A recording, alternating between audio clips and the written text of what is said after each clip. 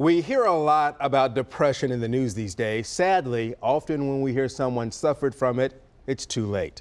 It was almost too late for local entrepreneur Dacari Middlebrooks. Instead, he chose to live. He now lives to tell his story and help other young people struggling with depression. Dacari joins us now, and then you see the book there that he's going to talk a little bit about. Good to have you with us today. Everything going all right? Yeah, I'm grateful to be here. Good. Excited So to talk. for you, on the outside, everything seemed to be going well. At least your friends and everybody thought that. But on the inside, a struggle was going on. Talk about that. It's amazing. I'm in a generation, I'm a millennial. So in this generation where we followed the rules, go to school, get a good education, come out, get a great job. Well, many of us, that didn't happen for us. We got out of school and we couldn't find a job. And if we found jobs, we could not live off the payment, or the salary in which they gave us. And so here I am, I'm this bubbly guy, very excited about life, living, just had a child, married, having a great time in life. But all of a sudden, the pressures of the world, the pressures of trying to be a great father, the pressures of trying to take care of the family, it hit me like a ton of bricks. And here I am walking around under this cloud of darkness. Yeah. And I said, you know what, I'm tired. Yeah.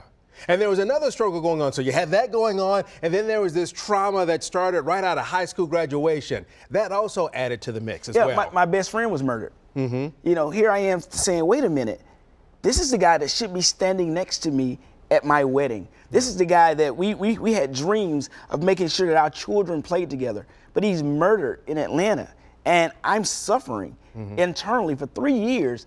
I woke up in sweats and dreams about his death. Yeah. Then I was finally diagnosed with PTSD. I didn't even know that you can get PTSD based on, I wasn't even there. Yeah.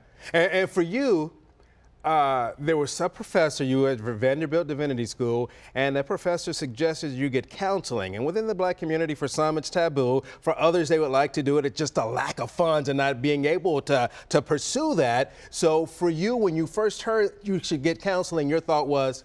I said, counseling? No. We pray about it in my community, right? Black people, we're going to pray about it. We're going to sit here, we're going to go to the altar, and we're going to let God work it out. But what I realized is we're afraid to go to counseling for this one reason. Think about the kid that raised his hands in school who needed help or needed tutoring. It's the same exact emotions. People didn't want to be seen as deficient in certain areas. So for me, I didn't want people to know that I had a problem or I was struggling. So I'll just hide my sickness, right? And then ultimately it brought me to that place where I said, you know what, suicide is the option. Yeah, because at one point, how close did you come to committing suicide? Oh, I was there. The only thing that saved me was a detour sign. I got in my car, I drove to Alpharetta, Georgia, got off the exit, and I had my .357 caliber.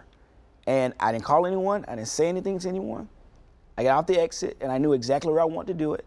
And when I got off the exit, literally, the entire block was wrapped around in orange, and all I saw was a detour sign.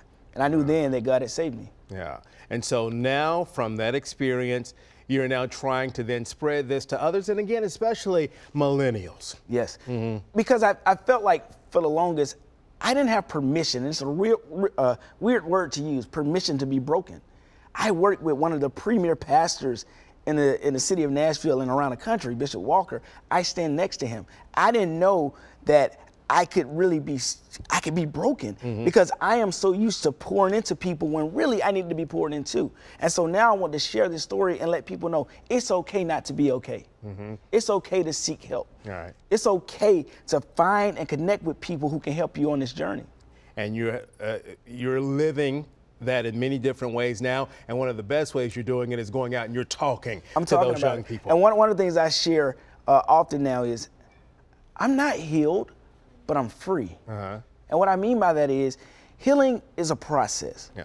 But freedom, though, freedom is me being able to do this with you.